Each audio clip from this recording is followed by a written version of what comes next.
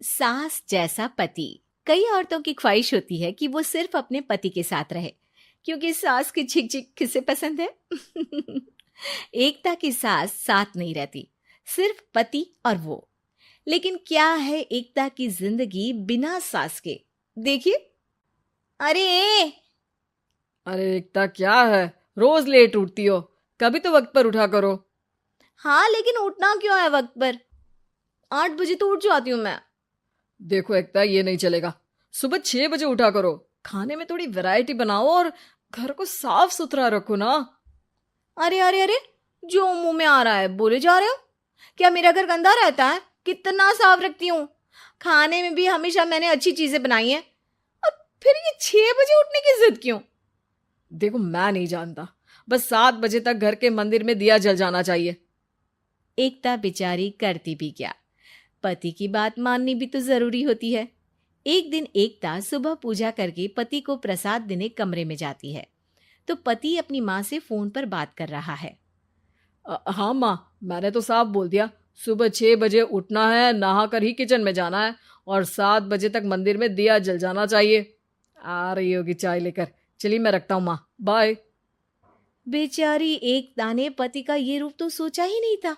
वो पति से कहती है, सुनिए, अब सारा काम हो चुका है घर पर, क्या करूं? मुझे कुछ देर के लिए मेरी सहेली सौम्या उसके घर छोड़ दीजिए। अरे कैसी बात करती हो कि घर पर कुछ काम करने को नहीं है? होली आ रही है, बाजार से आलू ले आओ, पापड़ बनाओ, नमकीन बनाओ, दही बड़े बनाओ। सब कुछ आज ही बनाना है? अरे अब मन कर रहा है कि सहेली के घर जाऊं तो जाऊंगी ना मैं। आप नहीं ले जाएंगे तो कैब से चली जाऊंगी। अरे अरे, ये क्या बात होती है? चलो ले जाता हूँ तुम्हें। तैयार हो जाओ जल्दी से।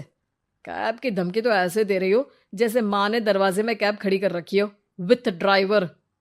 बढ़िया आई कैब वाली। हाय रे एकता की किस्मत। वो सोचती है कि सास साथ नहीं है, लेकिन पति के हाव भाव किसी अक्कड़ू सास से कम ही नहीं है।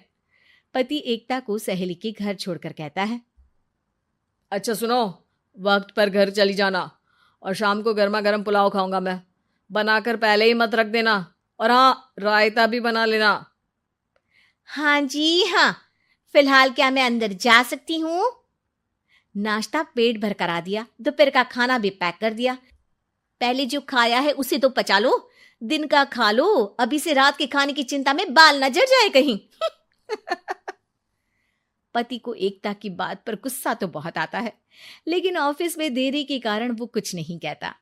एकता सहेली के पास जाती है, जहां सास बहू बैठकर गप्पे लड़ा रही होती है। हाय सौम्या। नमस्ते आंटी जी। अरे वाह एकता बेटा, बड़े समय बाद देखी, कैसी हो? अच्छी हूँ आंटी जी। घर का सारा काम हो गया था, बोर हो रही थी, सोचा सौम्या से मिलती चलूं। हाँ हाँ बच्चों, तुम लोग बैठकर गप्पे लड़ाओ। मैं तुम लोगों के लिए नाश्ते पानी का इंतजाम करती हूँ। सास ये बोलकर किचन में चली जाती है। अरे एकता, कैसे आना हुआ?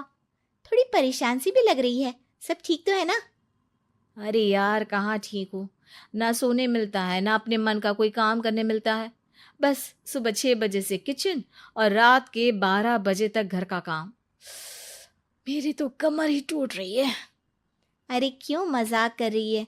तेरे तो मजे हैं। अकेली रहती है पति के साथ, न कोई सास न ससुर, न आस पड़ोस से मतलब। हम लोगों की सोच, जॉइंट फैमिली है, कितनी परेशानी होती है। अरे रहने देना, वो तो दिख रहा है कि कितनी परेशान है तू।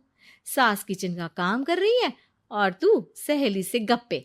ऐसा कहाँ होता है यार। हाँ वैसे तू बोल तो सही रही है। सुबह थोड़ा सा भी लेट हो जाए ना उठने में, तो मम्मी जी किचन संभाल लेती है। पति तो जाते वक्त उठाते हैं कभी कभी मुझे। पर मेरी छोड़, तू बता, सास साथ रहने आ गई है क्या, जो सुबह 6 बजे उठना पड़ता है? पति तो तेरा 10 बजे ऑफिस जाता है। 4 घंटा खाना बनाने में लग जाता है क्या तुझे, एक लोगों का? अरे रहने देना यार, मेरा तो पति ही सास से कम नहीं है। सारा दिन का ड्रामा। अरे बातें सुनाना, बोलियां बोलना, कोसना, क्या क्या नहीं आता है उसे। यार मैं तो हैरान होती हूँ कभी कभी कि ये सास की आत्मा तो नहीं आ जाती ना इसमें। अरे परेशान हो चुकी हूँ। इतना ही नहीं, वो तो अपनी माँ से मेरी चुगली भी करता है। समझ गई। मतलब तेरे पति की गाड़ी चल यहाँ रही है, लेकिन रिमोट तेरी सास के पास ही है। अरे अब जो समझ, रिमोट है या कंट्रोल है, बस मेरा तो मुश्किल हो रहा है यहाँ रहना। सोच रही हूँ 2-4 महीने के लिए मायके चली जाऊं। क्या करेगी? 2-4-10 महीने बाद तो आना ही है ना यहाँ पर। तो क्या करूं, तलाक दे दूं क्या? अरे ये कोई सोल्यूशन नहीं है। तू अपने पति को सुधार भी तो सकती है। कैसे कैसे सुधारूं? सौम्या उसके कान में कुछ कहती है, जिसे सुन एकता खुश हो जाती है। अगले रोज, हाय रे, मेरी तो टांगे ही नहीं चल रही है। हाय हाय हाय, बहुत दर्द हो रहा है भगवान।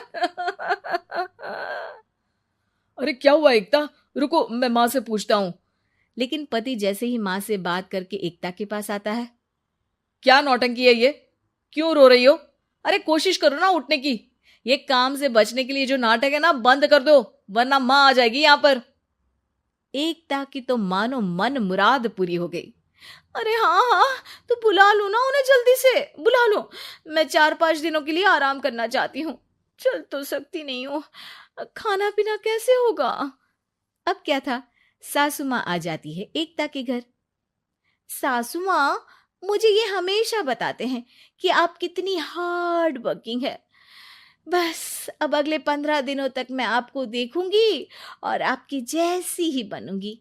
ये बता रहे थे कि आप 5 बजे सुबह उठ जाती हैं और अरे बेटा, कुछ ज्यादा ही नहीं बता दिया तूने।